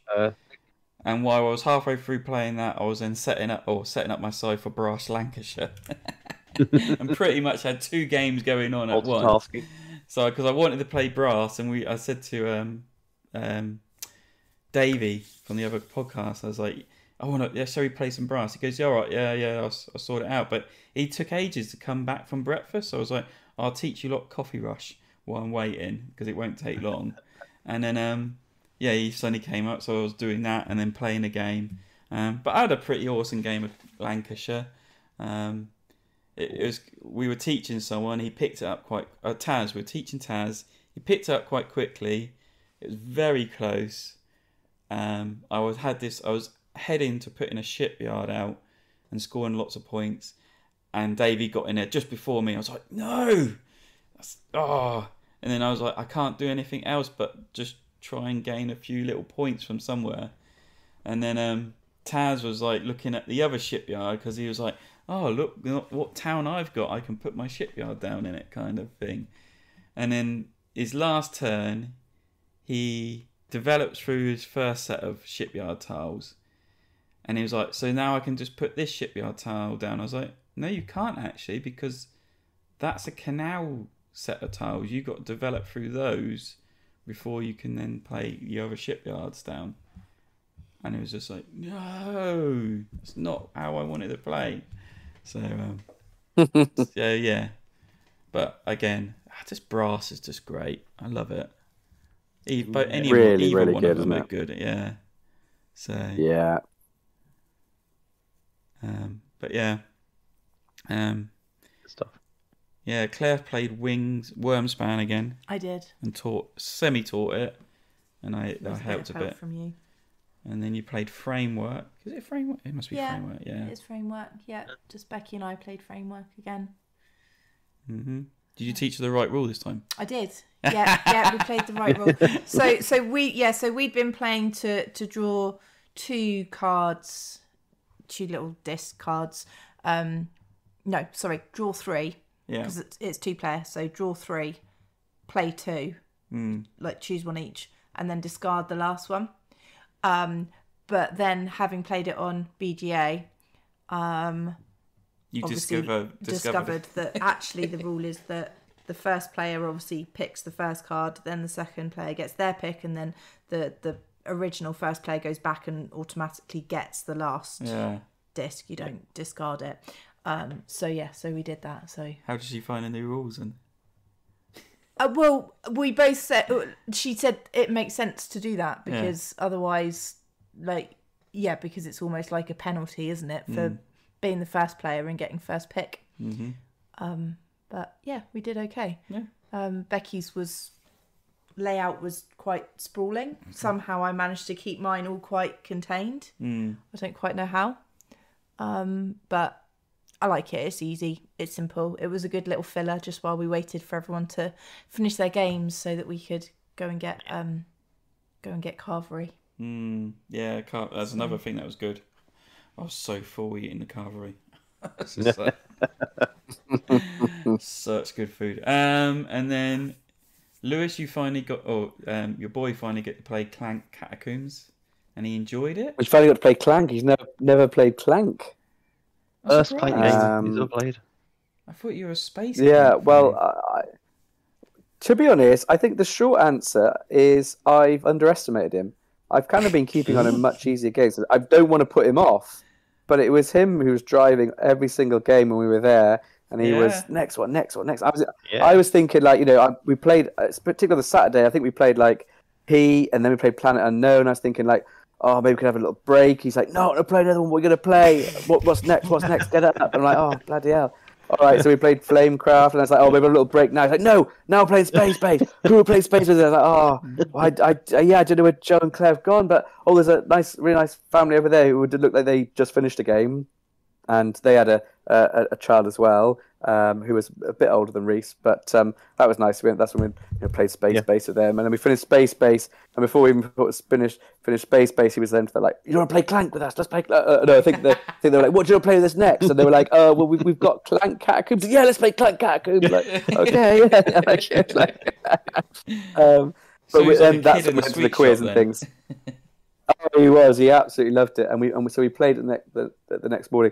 Unfortunately, I didn't get any sleep that Sunday night. I have no idea. I've never had problems with insomnia before, but I seemed to develop it for one night only. Just right, I didn't want it.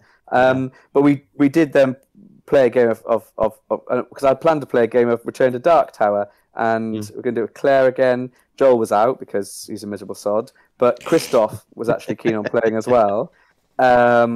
But I could not function to get to the table, and I kind of thought I wanted to just get off home, and didn't do the carvery either but Reese was determined he wanted to play this game of Clank Catacombs. That was set up ready to go, so we played it, and fair play, he won it. He had a good time. He was absolutely loving it. Very excited, very good. It reminded me why I think of it as not the best version of Clank. I just ended up being like the person who didn't quite get the boots at the right time, particularly at the beginning. So I missed out a lot of the early expeditions. And it's like, and it's like someone explores and they're like, "Oh look, I explored and instantly got 7 points." And I'm like, "Oh well, I'll just sort of move on to the tile you've already explored and not get 7 points." And then I'd finally find my way into a place where I could explore, and I get the tile that gives me, "Oh, a crystal cave that I can't go anywhere to." Oh, good. Yeah. Oh, yeah. Or a backwards arrow. That means I'm never getting back in. Yeah, that sounds fun to go down, doesn't it? I was just like, oh, God. And then it gets fun. Like, okay, I finally set it up. It's also going well. Oh, there's some random event where all cards get twisted around. Yeah. Is that fun? No, it's just annoying, isn't it? Because now I don't have anywhere to go. So that's good. Yeah, ideal. I've literally not managed to get any boots again at the wrong time, and now I can't even explore another tile. So yeah, that's what I look forward to. So yeah, I was tired and grumpy anyway, but I love Clank. The best version of Clank, without doubt, remains Clank in Space. Mainly because of its modular board, so you get the variation, but you have the board set out at the beginning. It's also got a lot more of the other elements where you can't have someone who just dashes in and grabs something and gets out because they have to unlock things first. And that's what make Clank in Space the best version of Clank in Space, as well as having the good card combos between. It's got the deck split into like 3 or 4 different factions, and if you can kind of combo those up, and because most of the combos come from factions rather than just individual card interactions, like have this scepter, but only this scepter will work if you have this crown, but it'll only work if you happen to have them both in your hand at the same time. Otherwise, they're both generally a bit shit, which is original Clank and crap. Whereas Clank in Space, it's much more likely you can get a card that's going to, and you can build your deck with a bit more control where you're going to have those interactions, and that is why Clank in Space is the best. Plus, space is way better than sci-fi is way better than fantasy anyway. So Clank in Space is the best. Shut up, Joel. Anyway, Nick, what did you finish off the weekend with? So we finished. Well, actually, I'm going to jump back to Friday just for a second because we've missed one. We played at the very end. Whoa. But it's a short one. It'll be quick. So we played at the end of Friday. We played 5 Towers because we had a little bit of time left, and we thought, well, that would be quite fun to try. Which is a small little card game, another one from Deep Print Games, where you are. It's got a very interesting kind of bidding mechanism where you are trying to build towers with cards which are have to be numbered from highest to lowest, and if you get to a 0, you cap it, and then you can't do anything more with that. And every round you deal out 5 cards, and each in turn from whoever is the round start player will say, I think I can take 3 cards, and the next player will say, oh, I probably take 4 cards, until either everyone passes or someone says 5, and they take it. And then you have to take all of those cards and build them into a tower, and you've got 5 different colours that you can build. And you always have to play a smaller number on top of a larger number that you have existing. As I said, once you get to the 0, you can't do anything else with the tower.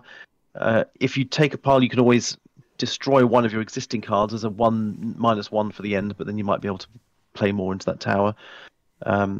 It's got a nice little balancing bit where anything can go on an 8 and a 9 can go on anything, so you can kind of reset the tower halfway. But I wasn't expecting much from it, but it was actually a really interesting way of bidding, where you get about halfway through the game and you're starting to fill up these numbers and these towers, and you've gone, oh, I'm just going to take all my yellows and cap that at that point, and suddenly loads of yellows come out, and you think, oh, I could really do with the 3 of those cards. The other 2 are ruining me because I'm going to have to bin them. And you can't bid if you can't take them all. You can't bid at all. So it's important to time when you're going to finish certain towers, because then you might have to give it away to someone else. And it was really, really fun. I really enjoyed it. We played it 4-player, and it took probably about 20 minutes, if that, with the rules teach, which we learned from the rule book, or the rules pamphlet. It's a small card box. It was a lot of fun. So I advise, try that one out if you like kind of card tableau building and simple bidding. That was fun. Now we can return to Sunday morning. So after Coffee Rush, we played a 3-player game of Peak Oil Profiteer, which has been on Chris and my to play this for quite a while, because Chris owns this, and the last time we played it, we wanted to play it with more players, because last time we played 3-player, and we thought, oh, it would really do with a few more players. 5-player would be ideal. And this is a game of your kind of oil mangates trying to get the best return for your drilling oil from a country in the middle of civil war, and so you're vying 3 different factions. You're trying to gain their favour so you can buy drilling rights and then sell the oil to the highest bidder. Each player has a set of 5 action cards, and each round you simultaneously choose one of those actions to play.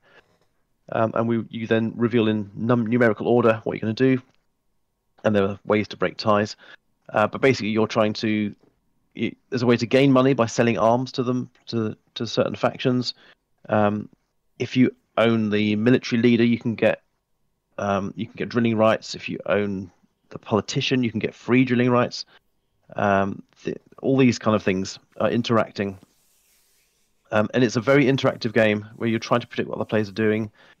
There are events that come up that might affect everybody. There are kind of asymmetric leader abilities that come up that you can take as one of your actions.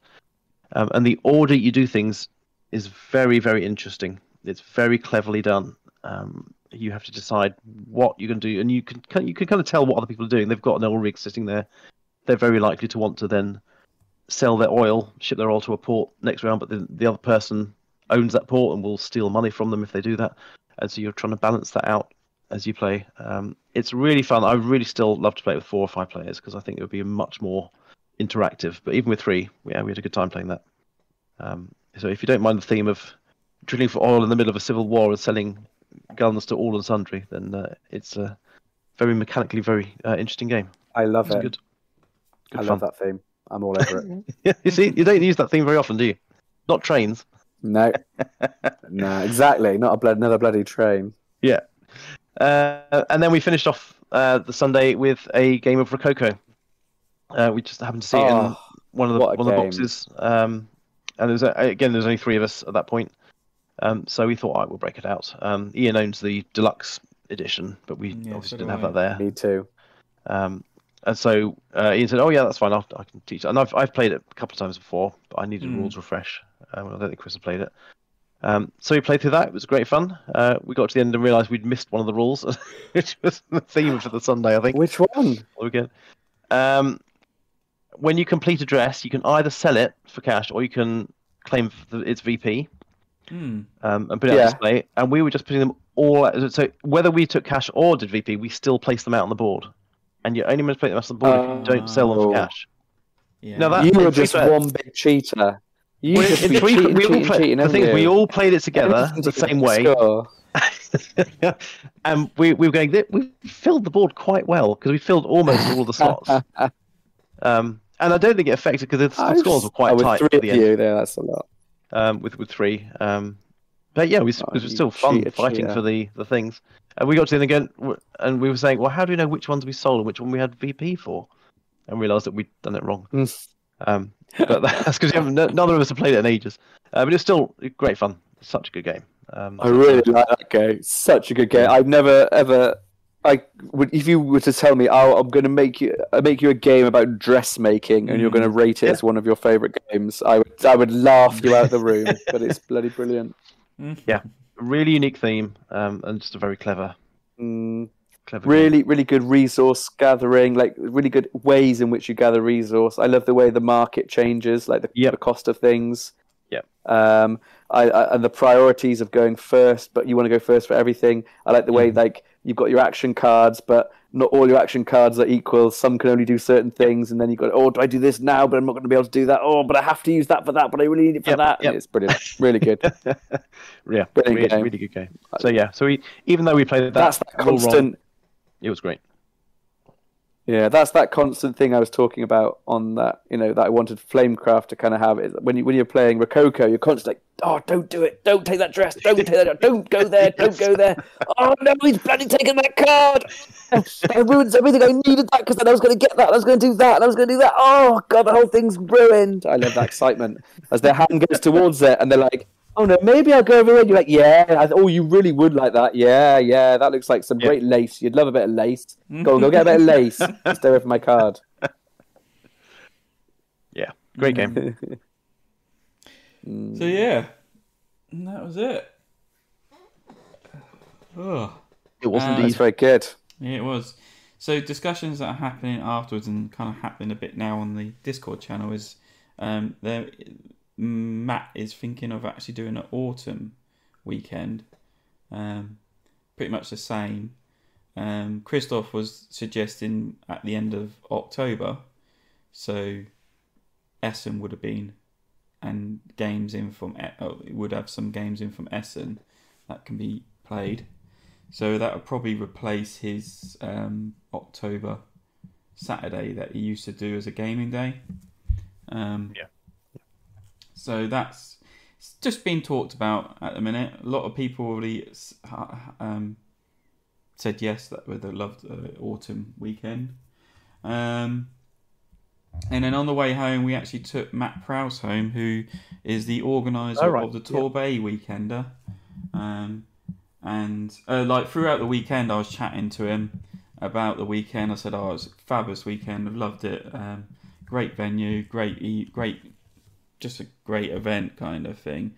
And I said, "Definitely be up for next year." He goes, "Yeah, but it does come with a price." He says, "There's going to be a price hike." I was like, "Oh no."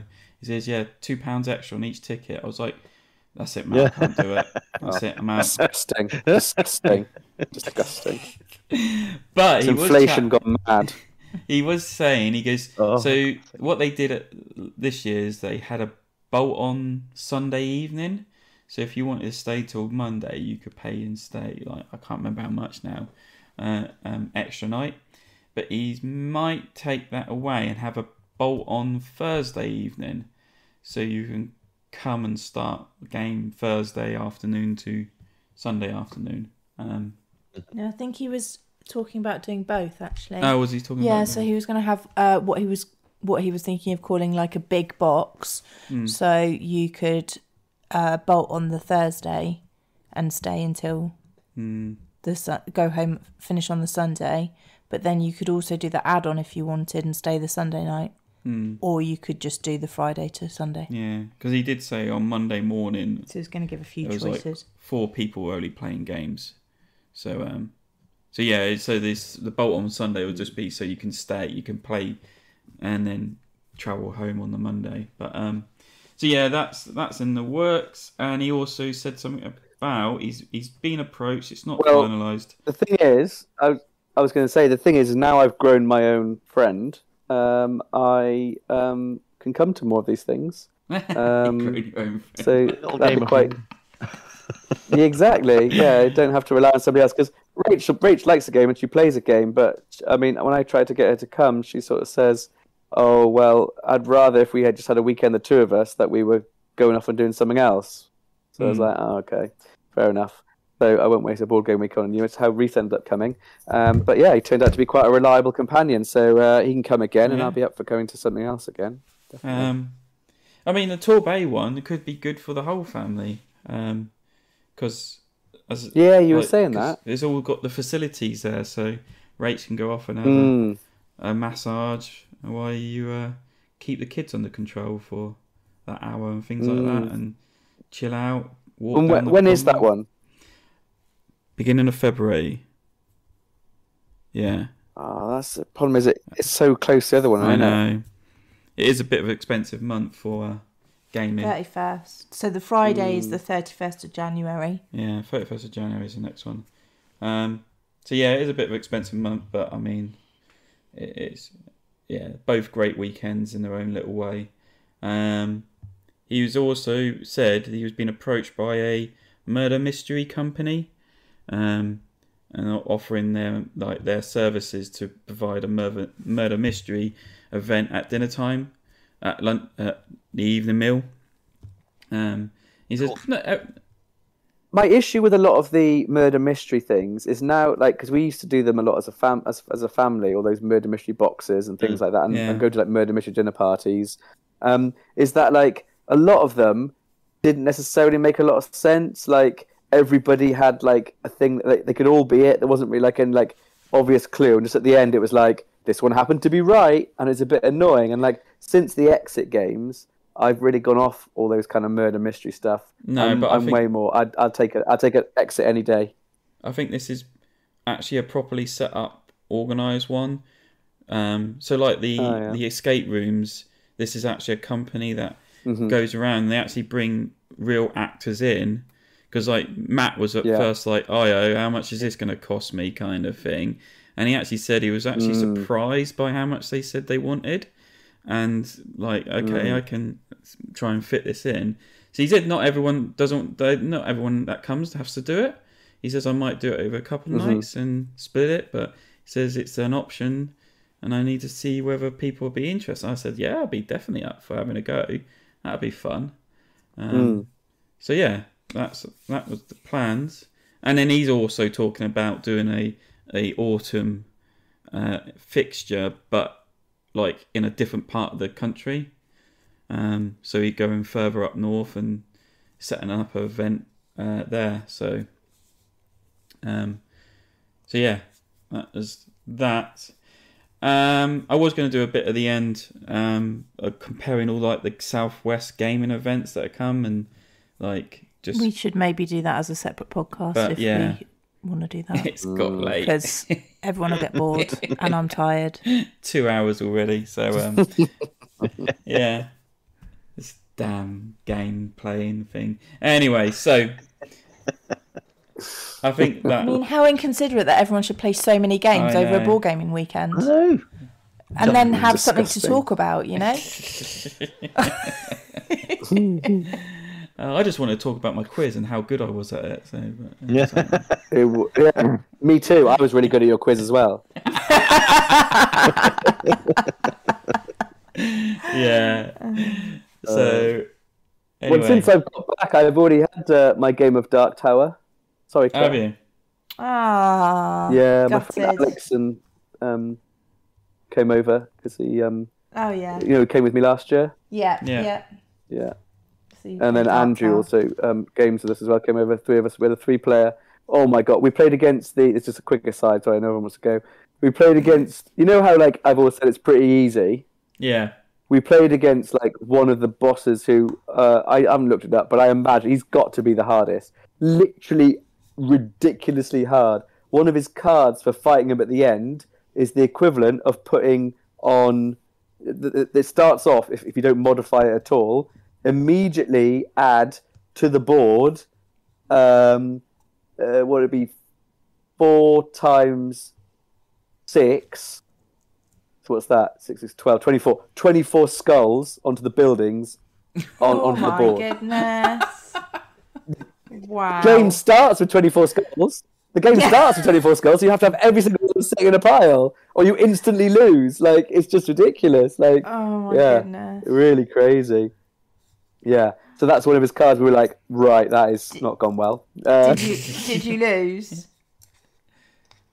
Well, so we actually won, but we subsequently looked at other rules. Basically, because we were playing 3-player instead of 4-player, there was like a kind of empty kingdom, and if buildings get destroyed in the empty kingdom, then nothing really happens apart from you do lose the skulls that are on them. But we had skulls to spare because you know how skulls normally get trapped in the tower. Yeah. Well, the main thing that this guy does is he has loads of extra powers that come from the glyphs that face you. You know those glowing up symbols. Yeah. So it makes you take off loads of extra things at the start. So actually, loads of skulls go pouring through the tower much quicker, which is quite interesting in its own dynamic.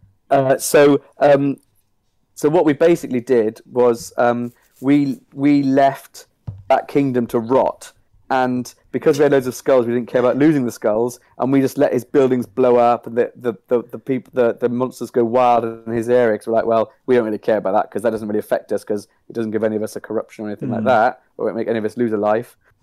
The problem was what we hadn't realised was at the end of is if there's then no buildings left and a skull falls out, the person whose turn it is instantly gets a corruption.